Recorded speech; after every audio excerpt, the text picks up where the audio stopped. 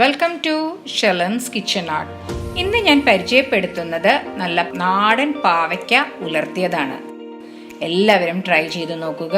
നിങ്ങൾക്ക് ഇഷ്ടപ്പെട്ടെങ്കിൽ ലൈക്ക് ചെയ്യാനും ഷെയർ ചെയ്യാനും സബ്സ്ക്രൈബ് ചെയ്യാനും സപ്പോർട്ട് ചെയ്യാനും മറക്കരുത്. തൊട്ടടുത്തുള്ള ബെല്ലൈക്കൺ പ്രസ് ചെയ്താലേ ഇനി ഞാൻ അടുത്തിടുന്ന വീഡിയോയുടെ നോട്ടിഫിക്കേഷൻ കിട്ടുകയുള്ളൂ.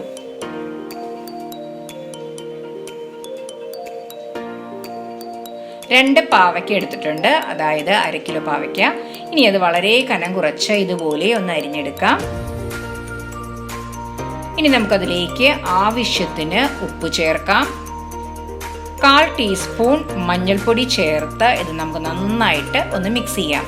ഉപ്പും മഞ്ഞളും എല്ലാ സൈഡിലേക്കും നന്നായിട്ട് ഒന്ന് യോജിപ്പിച്ചെടുക്കാം. ഇനി നമുക്കിതൊരു 15 മിനിറ്റ് മാറ്റി വയ്ക്കാം. ഇപ്പോൾ ഒരു 15 മിനിറ്റ് കഴിഞ്ഞു. ഇപ്പോൾ പാവയ്ക്കയിൽ നിന്നൊക്കെ നന്നായിട്ട് വെള്ളം ഇറങ്ങി വന്നിട്ടുണ്ട്. ഇനി നമുക്ക് നന്നായിട്ട് ഇത് പിഴിഞ്ഞ് മറ്റൊരു പാനിലേക്ക് ഇടാം. ഇതിൽ ജലാംശം ഒട്ടും പാടില്ല, നന്നായിട്ട് പിഴിഞ്ഞെടുക്കാം. ഇപ്പോൾ പാനിലേക്ക് ഒട്ടും ജലാംശമില്ലാതെ നന്നായിട്ട് പിഴിഞ്ഞെടുത്തിട്ടുണ്ട്. ഇനി നമുക്ക് ഗ്യാസ് ഓൺ ചെയ്യാം. ഇനി അതിലേക്ക് ആവശ്യത്തിന് വെളിച്ചെണ്ണ ഒഴിക്കാം.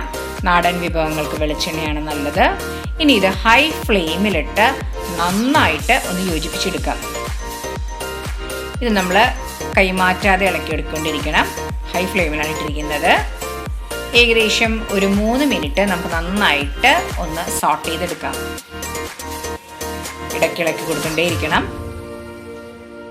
വളരെ ടേസ്റ്റി ആയിട്ടുള്ളൊരു പാവയ്ക്ക ഉലർത്തിയതാണിത്. ചോറിൻ്റെ കൂടെ കഴിക്കാനൊക്കെ വളരെ ടേസ്റ്റി ആയിട്ടുള്ളൊരു വിഭവമാണ്. ഇനി നമുക്കതിലേക്ക് ഒരു മീഡിയം സൈസ് സവാള കനം കുറഞ്ഞരിഞ്ഞത് ചേർക്കാം. ആവശ്യത്തിന് വേപ്പിലയും ചേർത്ത് നന്നായിട്ടൊന്ന് മിക്സ് ചെയ്യാം.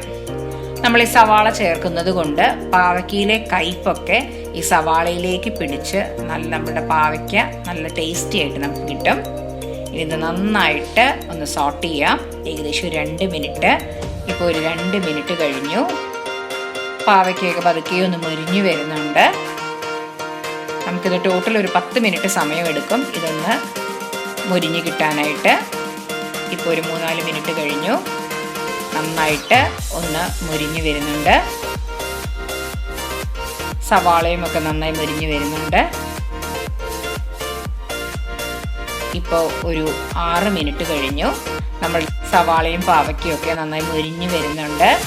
ഹൈ ഫ്ലെയിമിൽ തന്നെയാണ് ഇട്ടിരിക്കുന്നത്. നന്നായിട്ട് മിക്സ് ചെയ്ത് കൊടുക്കുന്നുണ്ട്. ആവശ്യമാണെന്ന് തോന്നുവാണെങ്കിൽ ഉപ്പ് ചേർക്കാം. 1 ടീസ്പൂൺ മുളക് പൊടിയും കൂടെ ചേർത്ത് നന്നായിട്ട് ഒന്ന് സോട്ട് ചെയ്യാം.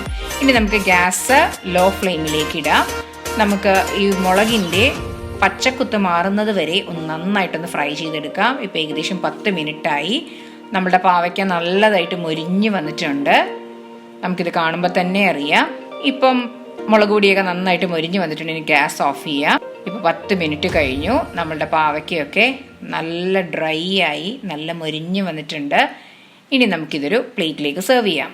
ഇപ്പോൾ നമ്മളുടെ നാടൻ പാവയ്ക്ക ഉലർത്തിയത് റെഡി ആയിട്ടുണ്ട്. ചോറിൻ്റെ കൂടെയൊക്കെ കഴിക്കാൻ നല്ല ഒരു റെസിപ്പിയാണിത്. എല്ലാവരും ട്രൈ ചെയ്ത് നോക്കുക. നിങ്ങൾക്ക് ഇഷ്ടപ്പെട്ടെങ്കിൽ ലൈക്ക് ചെയ്യാനും ഷെയർ ചെയ്യാനും സബ്സ്ക്രൈബ് ചെയ്യാനും സപ്പോർട്ട് ചെയ്യാനും മറക്കരുത്. തൊട്ടടുത്തുള്ള ബെല്ലൈക്കൺ പ്രസ് ചെയ്താലേ ഇനി ഞാൻ അടുത്തിടുന്ന വീഡിയോയുടെ നോട്ടിഫിക്കേഷൻ കിട്ടുകയുള്ളൂ. Thanks for watching my channel.